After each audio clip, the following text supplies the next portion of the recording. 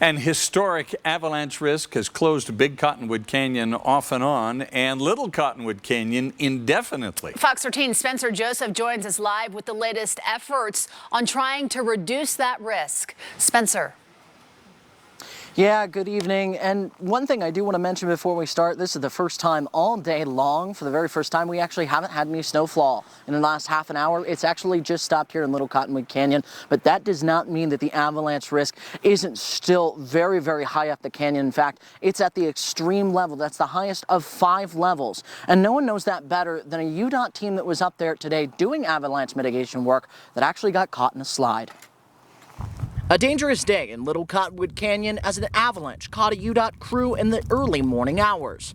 We had an avalanche come down just around the top of 7 turns where the snowplow area is. We're in an area that's considered a safe zone. This was the damage. A snowcat and truck covered. The 2 people inside the truck were able to free themselves uninjured. But this natural slide was in a very unexpected area. It shows how unstable this snowpack is. And it ended up being 10 feet deep, so UDOT had to go and get a bulldozer. The slide that happened today hadn't happened since the early 80s as far as we know. And this is the deadly danger UDOT is so concerned about. Being caught in an avalanche is something that no one should have to be in. I mean, it is a deadly scenario, and that's why our crews take it so seriously. Little Cottonwood Canyon, it's one of the most challenging areas for avalanche control in all of North America.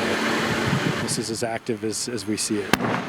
They take all of the safety precautions and they're up there performing a service for all of us. Little Cottonwood Canyon right now has the highest risk for slides anytime within the last decade. It's the lowest down the canyon that it's ever been restricted to allow people up just because of how bad the danger is. There have been several dozen avalanches, both natural and that have been mitigated. We have to err on the side of caution because there is such a risk. Across the peaks in Big Cottonwood Canyon, where slides are way less common, avalanches are still happening and mitigation is still taking place. Despite the risks and closures in both canyons, police have had to stop dozens of people. They can't read. There's signs all over the place. There's communication has been pushed out across social media, UDOT. There's signs on the freeways, and they continue to come up and they continue to try to sneak around. So the message right now is this is not the time to be playing games with Mother Nature. There's just no room for error on this. We have to make sure that we're diligent. We have to make sure that we're on top of this and managing the situation. So the question now is, when is Little Cottonwood Canyon going to reopen? And I can assure you it's not going to be today.